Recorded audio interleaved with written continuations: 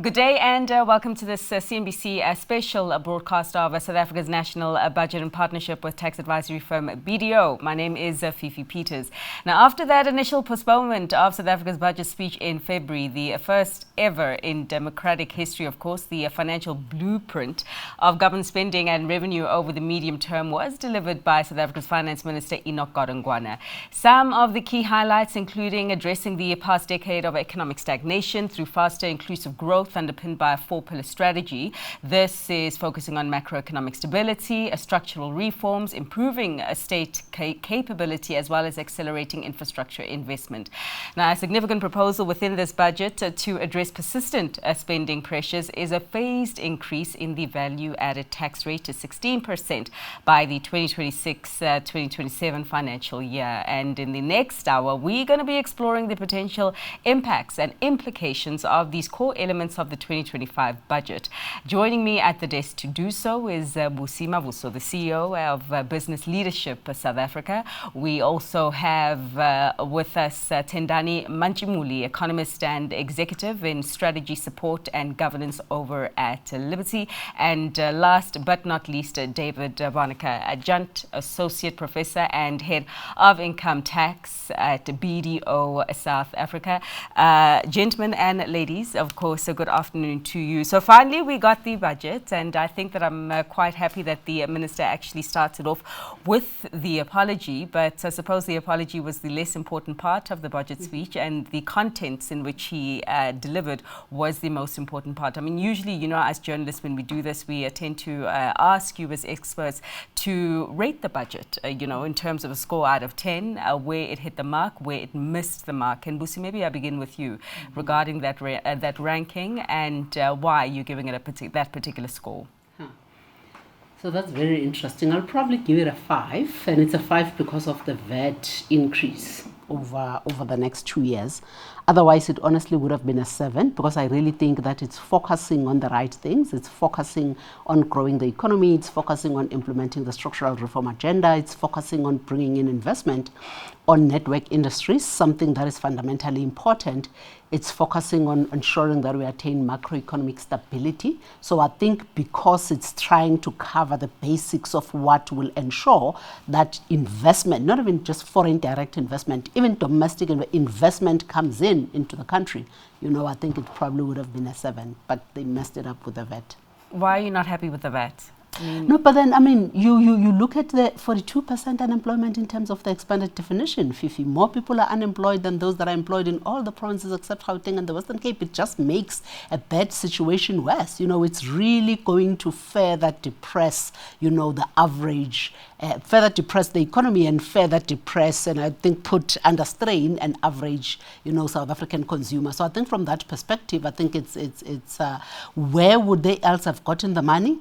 That's the thing, I don't know. You know? But you're speaking on behalf of business, and yes, some would say that the half a percentage point increase in VAT has left business sort of largely unscaled. It seems that you disagree with that view. You know, because if the average South African consumer doesn't have enough disposable income all of a sudden to buy our goods, you know, and services as businesses, there's less people coming into our doors. There's less of our goods actually being bought because now the focus is going to be on the basic, you know, foodstuffs and services and goods and whatever the case is. So it therefore does have a negative impact on everything else, you know, that would, yeah. So 5 out of 10, just, you know, passing, as it were. Of course, if you did go to school back in the days where 50% was deemed a pass and not the current level right now. Tindani, are you as perhaps sort of critical as Busi in terms of the score of the budget out of 10? I am a 7. A 7, okay, interesting. Why? Out of 10. Busi, I agree with Busi on some things which perhaps we'll touch on a bit later. Fiscal consolidation is still it's very much the focus of GNU, the administration priority. So I like that. I like that they're actually putting numbers. Debt to GDP ratio is still peaking in this fiscal year, because that was the question when they retracted the first budget. What is going to happen to fiscal consolidation? What is going to happen to their commitment to peak debt to GDP earlier rather than later. So that is still on. So that one for me is good. So you're not worried that it's peaking at a high level? It has to. We are already there. Okay. So that's neither here nor there, and it's a pro-poor budget, despite the 0.5 percentage point increase in VAT, because they have given an above inflation increase to the social relief grant. They actually managed to increase the expenditure on industries that impact the poor directly. There is also a pro-growth budget. I like that. In terms of the infrastructure spend, the allocation has been preserved, and it's 1 trillion over the next 3 years. Earlier on, when we were still in the holding room, I got some comfort because Busi is directly involved in some of those, and her industry is directly involved in those. So I like that one. The 2% increase in VAT was replaced by 1%, perhaps over 2 years, if things don't fall into place. There were moderate spending adjustments. I feel like, given where we are at now, the minister did the best that he could do. I do think that there's risks, though, in this budget, things that I didn't hear in the budget. I didn't hear the provision set aside for the pending court ruling or court judgment on expanding the definition of who gets the social relief or social distress grant. So there isn't any provision for that. Sure. I'm concerned about the poor financial conditions of financial management conditions of the provinces, of the municipalities, and the SOEs. I'm happy that he's not giving them a bailout, so that's a good one for me. There isn't any, or he did mention geopolitical tensions, but what are we going to do about it? Okay. Do we have provisions, for instance, on if we are hit by huge tariffs, how is industry going to be supported? What's South Africa's stance on that? And nothing on whether Treasury is going to step in and fill in the gap where US funding was withdrawn. So that for me was a bit of a risk. No reallocation mentioned there. You know, your item of risks actually exceeds your item of positives in this budget, and yet you've given it a higher score. So I'm going to maybe come back to you to reevaluate. Okay. Or the weight of the risk. The weight of fiscal consolidation for me outweighs this risk that I'm mentioning. So fiscal consolidation, supporting growth, spending on infrastructure, those are big ones. We've been complaining about structural reforms, and the minister does detail what is going to happen there. So the weight is the weight, not the number. I hear you. I hear you. I've spoken like a true economist. David, yourself, in terms of score, we've got a 5, we've got a 7. I'm going to disagree with my panelists. I think that the taxpayers in South Africa are overburdened with tax. The economy is very slow, it's sluggish, growth is poor. Look, I do think that the Minister of Finance has got a very, very difficult job, because basically he's told what the departments need, and he's got to find ways to raise the revenue. But if I stand back, I think one has to look from one year to the next at the size of government and how it's grown. For example, if you go back to 1995 and Mandela's first government and the budget at that time, and you increase that by inflation every year, our budget today is 3 times bigger than that. So to me, government is too big in the whole economy, and one should stand back and try and cut back as much as possible. So I tend to disagree, and I do think it's if you look at our personal income tax burden in this country, it's in 2021 budget already, it was noted that it's the highest in the world as an incidence of GDP amongst the middle income countries. VAT is probably the one tax, funnily enough, I know it's a hot potato, but it is at a relatively low rate compared to our peers. So that's the one that one would have thought could have been raised. But then on the other hand, it's with the zero rating basket, it's not regressive, it's neutral, but it's not progressive either. And that's where obviously the unions and the ANC and parties to the left of them disagree with it, because it's not a progressive tax. But overall, I do think it's going to hurt an already struggling economy to extract 28 billion this year out of the tax base and another 14 billion next year. I would have wanted to see a stronger commitment towards almost a zero-base approach with government. Don't just sort of build onto what the cost base was last year and add a percentage on and sort of work from that.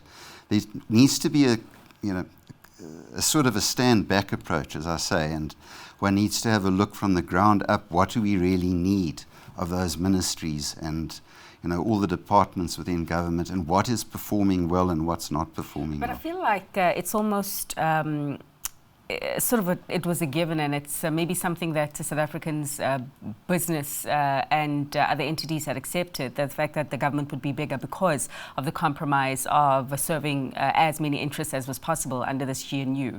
So you're saying that in spite of the fact that it is a government of national unity that has to sort of address all as many stakeholder interests as is possible, it's not necessarily necessary with a number of government stakeholders right now. Yes, so where would you cut?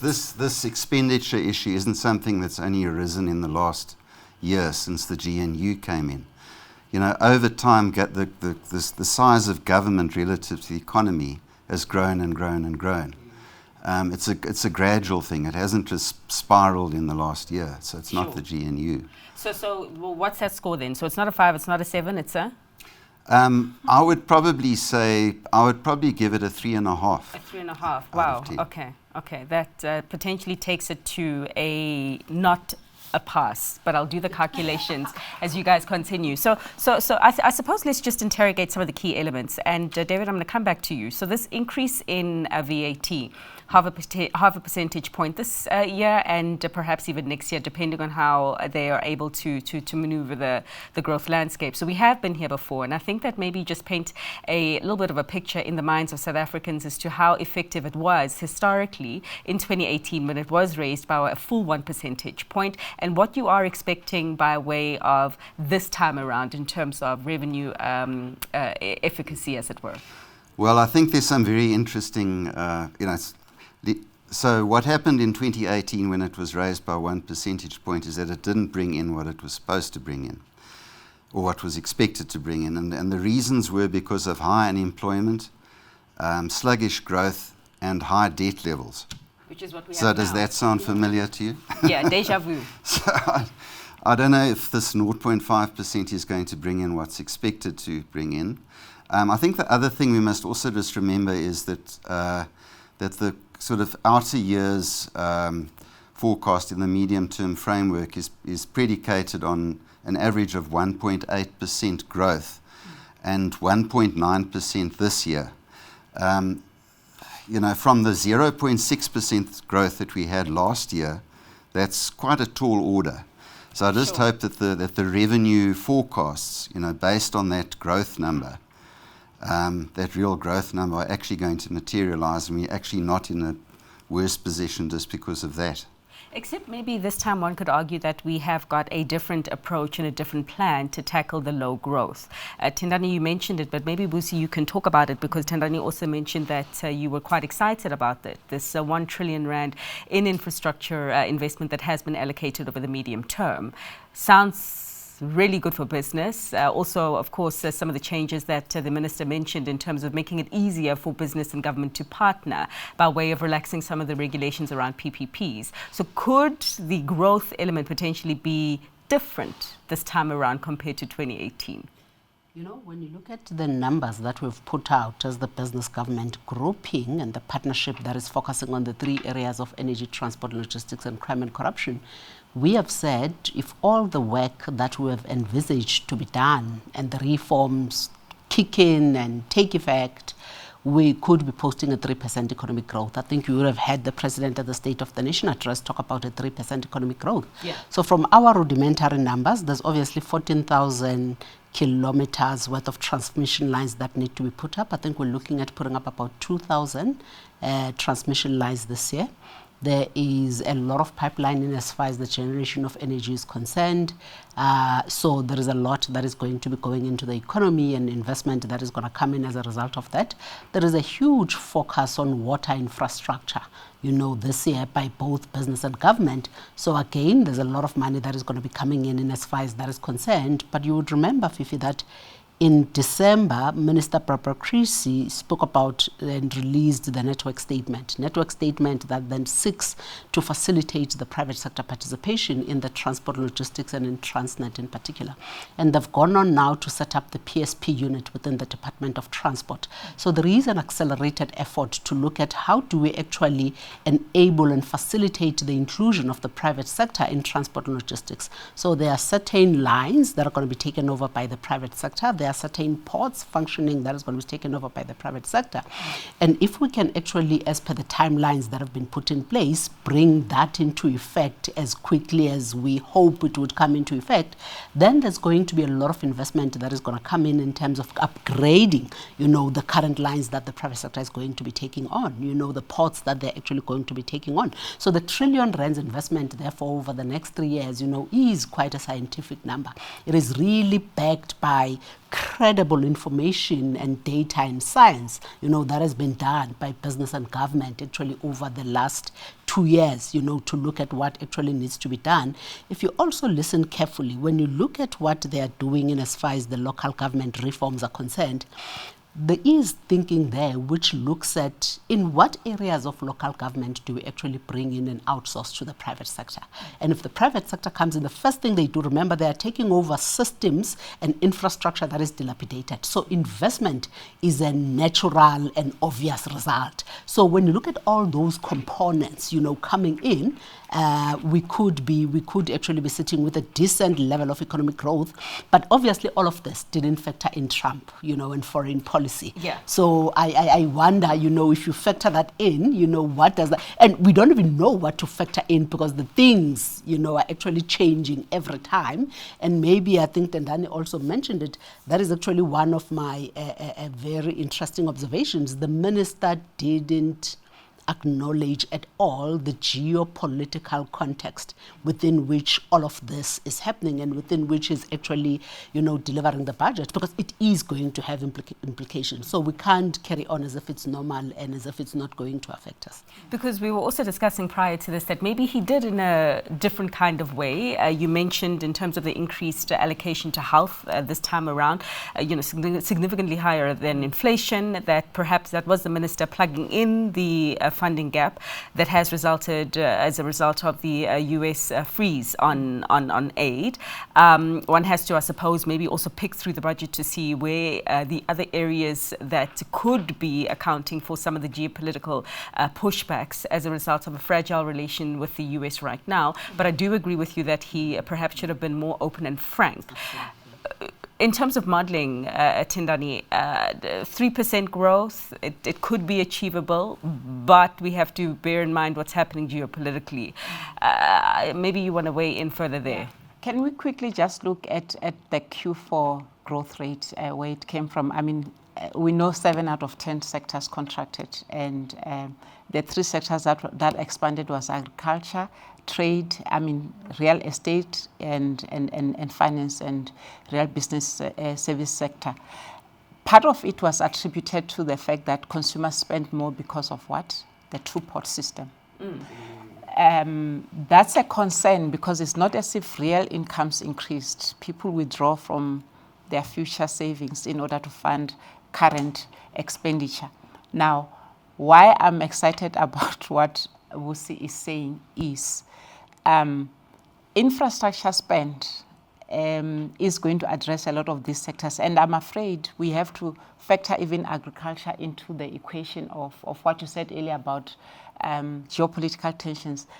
What potentially is supposed to happen to agriculture in South Africa if what we are hearing from across the Atlantic happens and you have commercial farmers moving en masse. I mean, I don't even know how that is going to happen. Oh, but most of them say they don't want to go. Yeah, So that, what I wanted to say is, what I wanted to note is capital formation, gross fixed capital formation, investment expenditure is the only sector that grew by the private sector.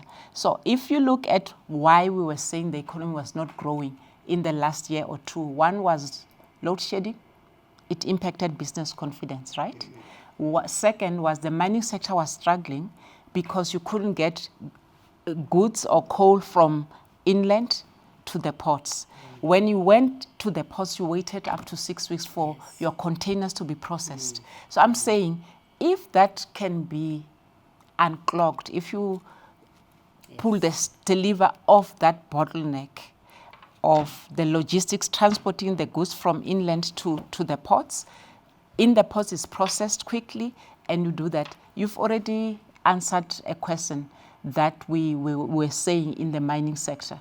Business confidence, for instance, was impacted because they couldn't plan. When is load shedding going to happen in Sandton or across the road in Wynberg, where there's a lot of manufacturing happening? Is it going to be stage 6? Is it going to be stage 4?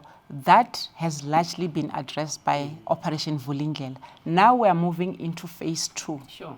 So if phase 2 happens, and the other thing now is water, I personally cannot attest to the fact, I mean, they're talking about dams that are going to come into construction 27, 26, 27 and so forth. But the problem that I see happening, and Busi partly answered that when she talked about local government where private sector is going to step in, is the fact that you might not even need dams in the first place if the taps that are leaking and water running into the street are fixed. That's money that can be used elsewhere and the economy growing. So I think there is potential for the economy to turn around and grow. Is the consumer under pressure? Definitely. Yeah. Is this going to put pressure on the consumer? Yes, because we know we don't have a big tax base, and already you're not adjusting the tax brackets for inflation. So that's going to increase, and we know that debt to GDP, household debt to income, the ratio is quite high. It's in the 70s. Our comparable partners are lower than that. We don't save as a country. We rely on debt. And now the minister had to even go and say, oh, please withdraw from your pension. And who's going to take care of me in 10, 15 years after I retire, because I've already used part of my retirement. So that's the conundrum that we have to save. The consumer is under pressure, but this infrastructure spends are necessary to unlock growth going forward. And of course, there was a lot of focus also given to the fact that we are preparing to launch our very first infrastructure bond. I was actually surprised. I thought we already had one, but it is something that was also enveloped as good news as part of the bigger infrastructure drive. We're actually going to hear from the Finance Minister in just a short while. We're just going to recap some of the things that he said. He was speaking to my colleague, Balisa Mofokeng, who was on the ground where all the action was happening. But before we go to him, David, I just want to get your piggy bank thoughts here. So you were talking about sort of the main tenets as to why the value-added tax wasn't a material revenue generator prior. Of course, what we also heard from the minister was the fact that perhaps corporate tax in terms of the increases was discussed, but it wasn't pursued because the business confidence is already low, and he was trying to not to do anything to deter investments any further. Also noting a personal income tax wasn't an option this time around, just given the fact that consumers, as you have mentioned, were already strained. Do you think that he missed the mark potentially in these two levers? I know even in February's budget there was talk, and there has been talk historically around a wealth tax for the super rich. I mean, do you think that these could have been credible and meaningful revenue generators, particularly on corporate and wealth tax, for the finance minister to have considered this time around, or do you reckon that he did the right thing in standing pat there? Fifi, I don't believe that that corporate income tax, that raising the rate would be a solution. It's our rates are already high on corporate income tax, and if you look at the percentage of corporate income tax to GDP, it's very high as a percentage. So I don't think it would also reduce our competitiveness. A potential investor coming here, yes, they're not going to necessarily invest a heck of a lot more if it goes from 27 or less if it goes from 27 back to 28 or something. But certainly is one of the factors that one would take into account. On the wealth tax, it certainly wouldn't have been a solution to raise revenue in this short period of time that he had. There are a lot of problems around wealth tax. The countries that have introduced wealth taxes have generally found that it hasn't worked. A lot of them have abandoned it. There are a lot of problems around liquidity of how do you pay the tax because it's based on your asset base, which is generally illiquid. Then you might have to realize assets to pay the tax. There's a lot of subjectivity in the valuations of a lot of the assets. And so, for example, France has introduced a wealth tax, and they found that there was a bit of quite a lot of high net worth people went across the border into other countries like Belgium, for example, to escape the wealth tax. And then, you also get a shrinking of already small tax base, taking their know-how and their wealth with them. Once they're lost to the economy, then you don't get them back again in terms of growing the economy going forward. So I think wealth taxes are, if you want to encourage, I think one would just have a flight of capital of high net worth individuals. So clearly on the same page as the minister there, which we can hear from. I think it's around a 2-minute clip from a conversation that my colleague Balisema Mofokeng had with Finance Minister Enock Godongwana earlier, following the delivery of Budget 2.0, as it is being called on the streets. Let's listen in. It's a difficult one, in an environment where you had one party, we're spoiled. Because what you do, you present to Cabinet the fiscal framework, and Cabinet accept the fiscal framework, and they allow you to play about with the revenue side of taxes. And to some extent, your colleagues, you don't even consult them, they see when you table. So it was an easy environment. Now, with the new arrangement, most political parties demand more attention and consultation. And to what extent was this a GNU budget, especially just given the fact that 3 weeks ago there were delays, and those delays stemmed from the disagreements within your multi-party government? I don't want to say it is a necessary GNU budget, because some of the colleagues may be saying something different on TV now, which is different from that. But I'm saying, yes, there was a consultative process of the GNU.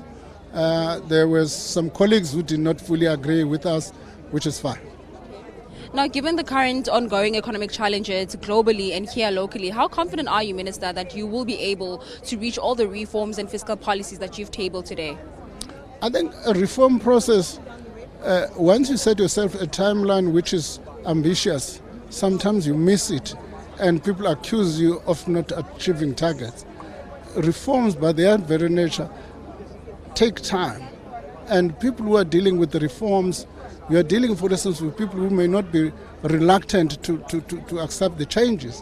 And to actually make those changes take a time to give effect. Minister, before I let you go, you said in your speech that South Africa's economy is expected to grow by 1.8% on an annual average over the next 2 years. What factors did you consider that landed you at this projection? Look, we are making a couple of assumptions that the reform program we're putting in place will work. Second, the electricity will be effective. And thirdly, the logistics will be in place. And fourthly, the global environment will be supportive.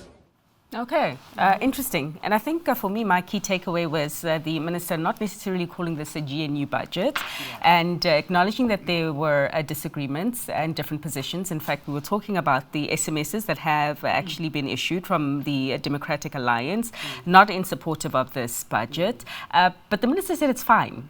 And I wonder if it is fine.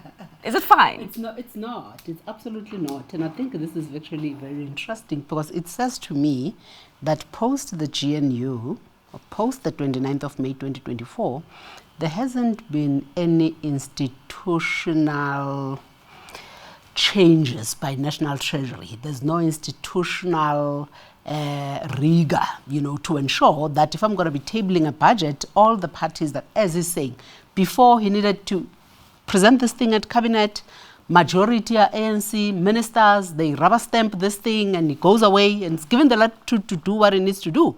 So he has done the same thing under the government of national unity. Now that for me is fundamentally flawed. You know, he can't continue to operate as if it's still a one-party state when it's now an 11-party state, you know, as it were, you know. And I think if this has been tabled, but I think there's now an approval process as well that they actually have to go through. It's going to be interesting to see if it's actually going to pass that approval process. And if it doesn't pass the approval process, yes, it's going to be disappointing. But I think there is something to be said about, I think, that realization, especially by the ANC-led government, by the ANC, almost said ANC-led government, by the ANC, Fifi, you know, that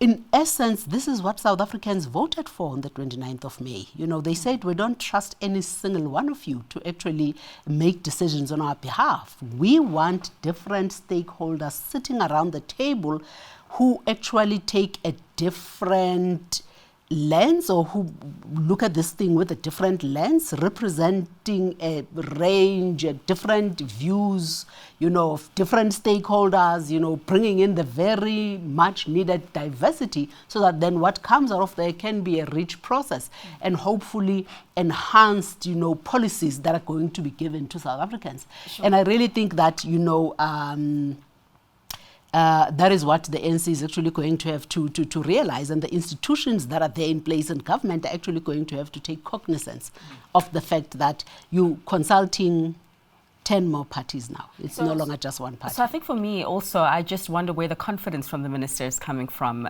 you know, that this backing that he perhaps is not being completely forthcoming about in terms of, you know, who is absolutely in support of this budget, because we do know that the Democratic Alliance, just shortly after the tabling, did issue a statement to say that they are not in support of the budget in this current form. David, I know that you understand better the process that happens, because there is a potential scenario in which this budget is not set in stone. So maybe just to talk to us about that process, help us understand more from a parliamentary point of view. And in the event that it's challenged, I mean, the crisis, question mark, question mark, question mark? Yeah, there are so the way that it works in terms of, for example, the VAT Act and the Income Tax Act is that when the minister makes the announcement about the changes in rates, they come into effect from the date that he sets down, that they come into effect from. So for the 0.5% increase in VAT, for example, it's on the 1st of May. And it comes in, it doesn't need an approval to come into effect now. But then the Act says that it lasts for a period of 12 months, that change in rate, unless it's then voted down, as it were. So there'd have to be a vote, and it's not entirely clear if that vote could only then be after the 1st of May, or if they can still negotiate somehow now.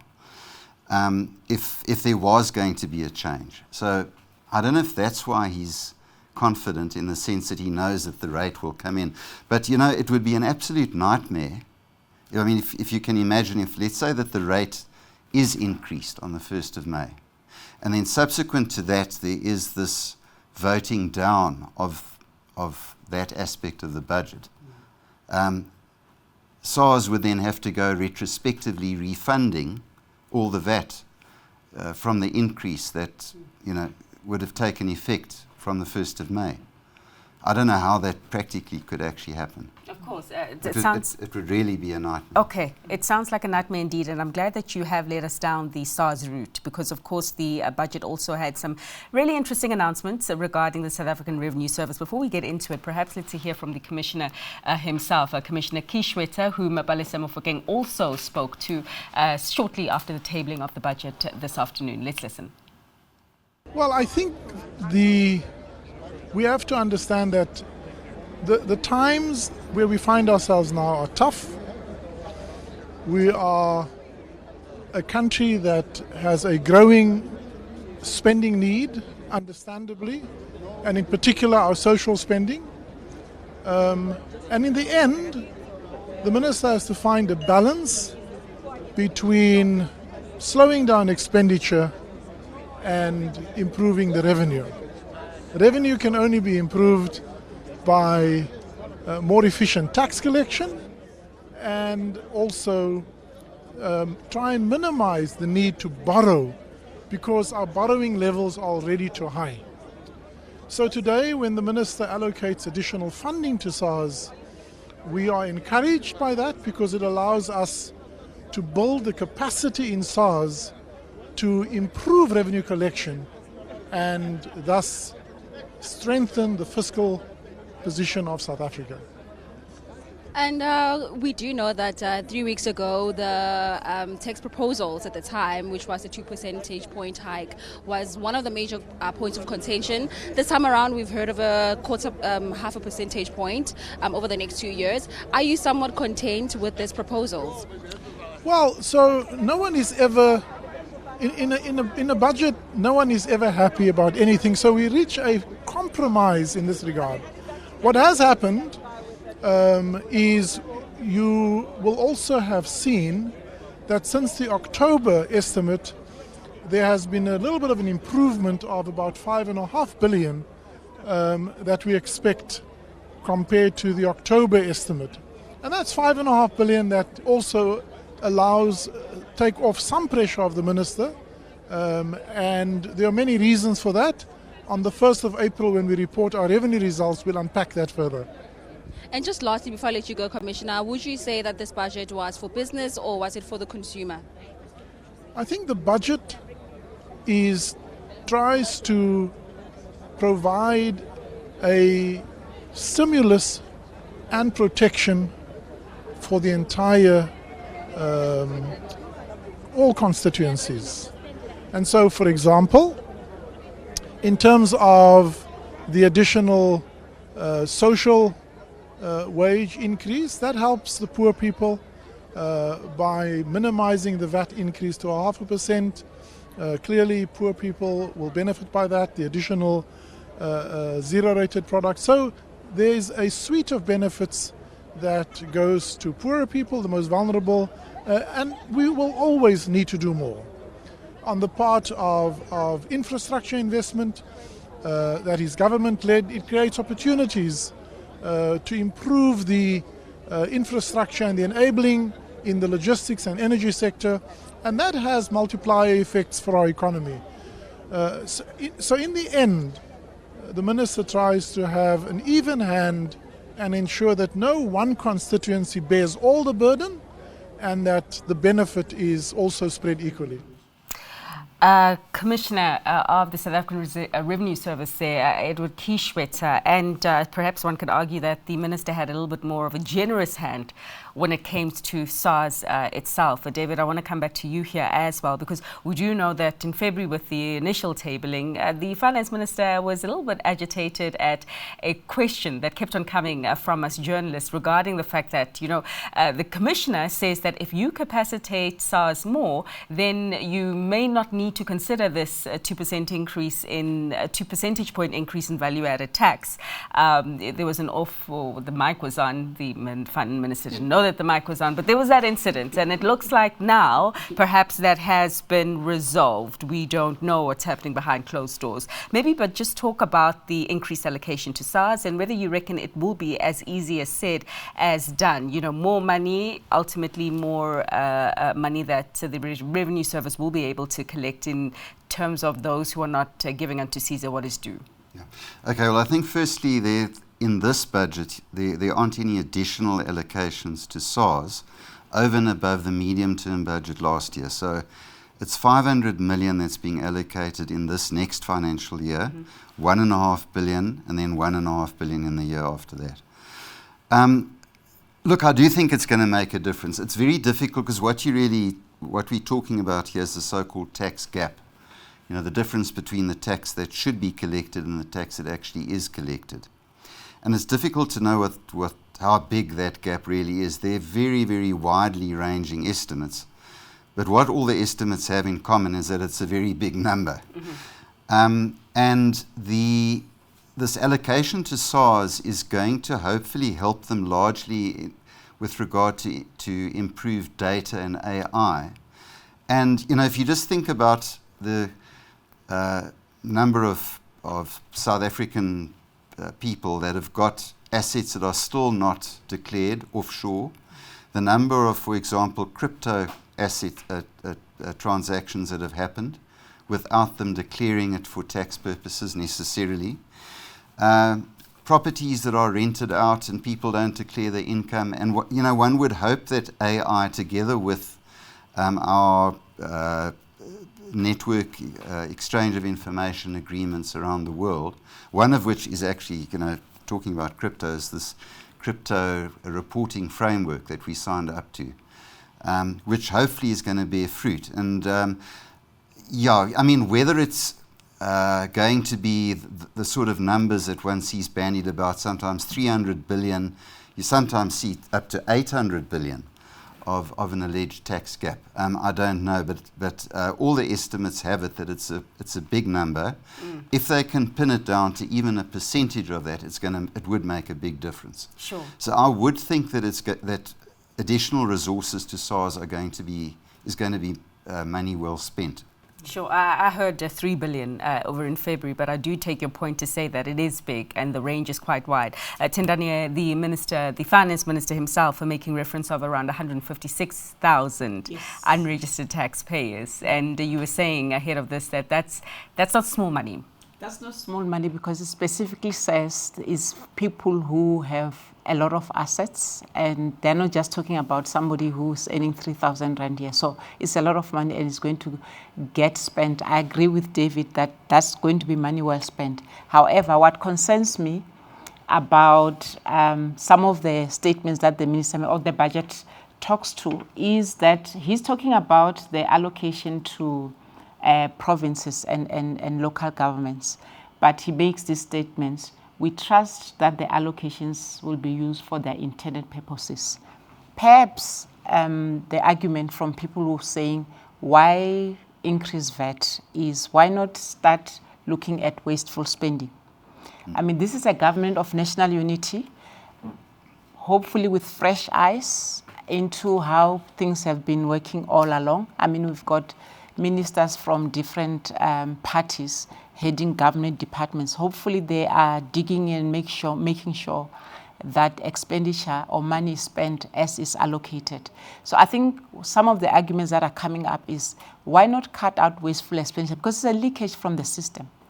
It's money that is leaking out, not going through saving or whatever, but just money that people feel perhaps is so ingrained that people waste, or even corruption in the way we do business, that people assume that's the only way to do that. I would have thought, or my hope... So would that be maybe capacitating the Office of the Auditor General a little bit more with... My hope was, if a new minister from a different party was running Department of Transport, for instance, or not transport because Barbara Creasy,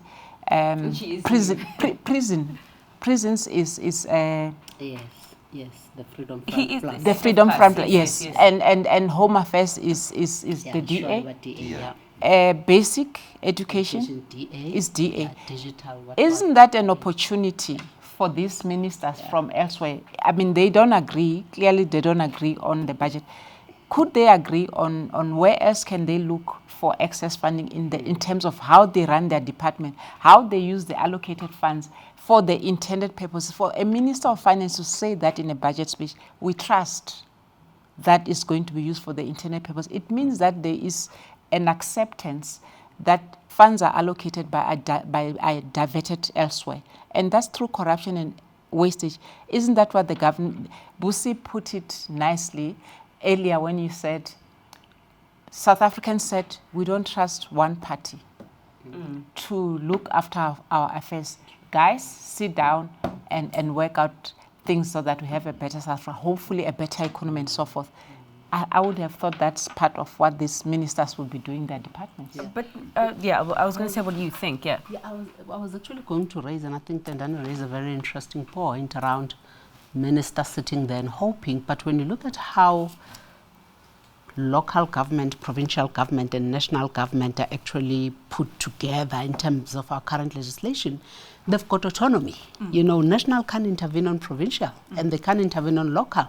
You know, they have to wait until, I don't know, the entire thing is probably maybe declared not bankrupt, but put on, what is the terminology they use? Put under administration, and then they can actually take over. Now, some of the reforms that are going to be taking place in as far as Operation Vulindlela is concerned from a local government perspective, that white paper is actually making proposals around, we are going to force you to ring fence water revenue and to ring fence electricity revenue, because at the moment, you and I as City of Joburg, City of Cape Town citizens, you pay on your bill on a monthly basis. There is water, there is electricity, there isn't enough discipline within local government to say water revenue, we're going to ring fence it so that we can ensure that we can fix the leaks, we can upgrade the maintenance, upgrade the pipes and whatever the case. They take that money, they use it the way they see fit. You know, and then when we're sitting in this trouble, businesses then being called upon to try and help with fixing roads and fixing leaks and whatever the case is. So that is the one amendment. But the other amendment that is going to be made is to ensure that national government can actually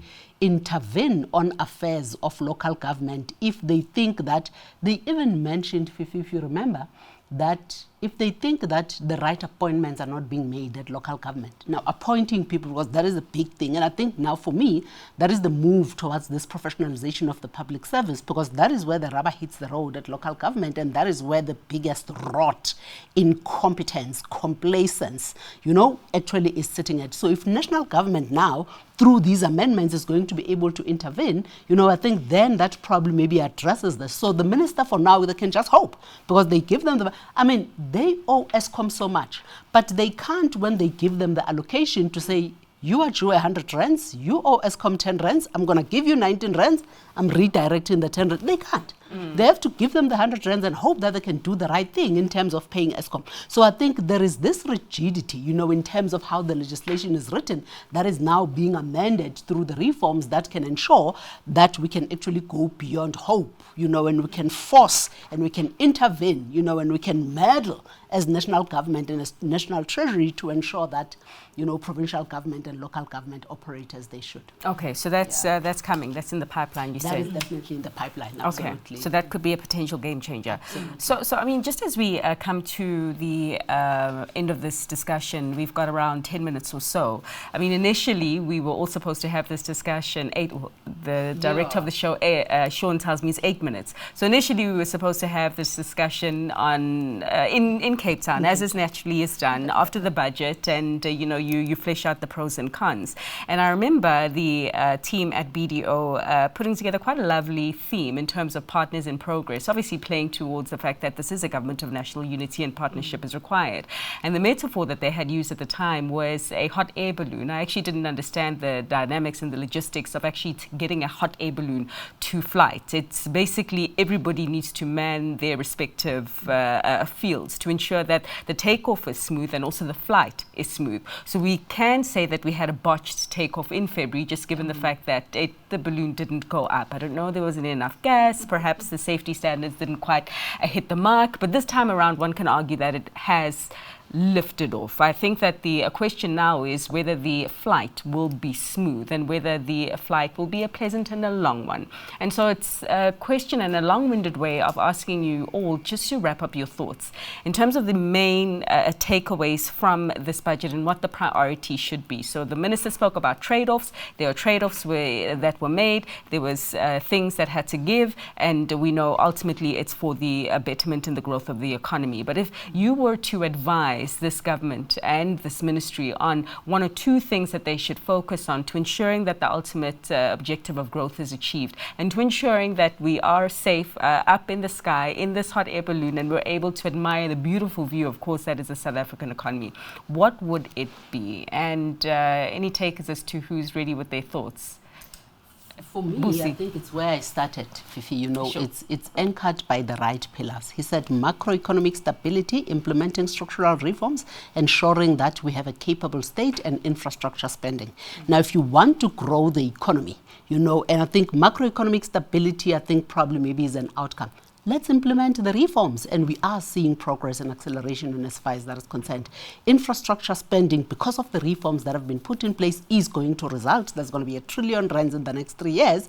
And I think this bit, of ensuring that we have a capable state, we are moving in that direction, not as quickly as I'd like to see, but again, the municipal reforms that are being put in place, start to do that, and I think with this government of national unity, the many ministers that have come in, ANC ministers as well, I think we are seeing good quality people who are interested in their jobs, and it's just been very encouraging to watch a fish swim. A fish is supposed to swim, right?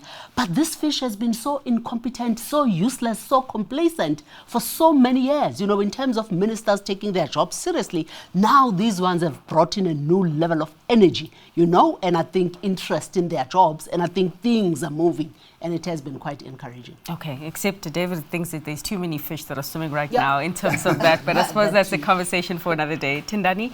I am encouraged by Operation Vulindlela. To me, is the best thing that came out of government, and we've started seeing the result of that in electricity generation, a lot less load shedding. It is going to impact business confidence, and if the infrastructure changes that are promised happen as they did, we are on to a good trajectory. I just want also to say that fiscal consolidation is important for me if they continue on this, because the minister actually put it very nicely. Of every rand of revenue collected, 22 cents goes towards servicing debt, which is higher than what they spend on health, education, and the police. So just imagine what they are going to unlock. Alongside this fiscal consolidation is the growth trajectory that is going to be put forward by the infrastructure reforms that are happening. So, even though we've been here before, and I feel like a lot of the things that were uttered, it's not the first time we're hearing it. But you've seen evidence, at least with electricity. With operation, okay. Yes. Okay. So that's at least is encouraging. The fiscal consolidation is dependent on many things, but if it happens and debt service costs come down, you spend 11 cents instead of 22 cents. That for me is the right way to go.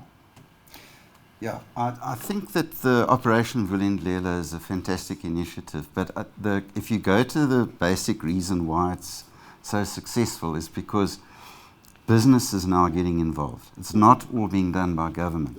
So I come back to where I started is I think it's really because of Tendani, as you said, the fruitless and wasteful expenditure that seems to always accompany or invariably accompanies when the government gets involved.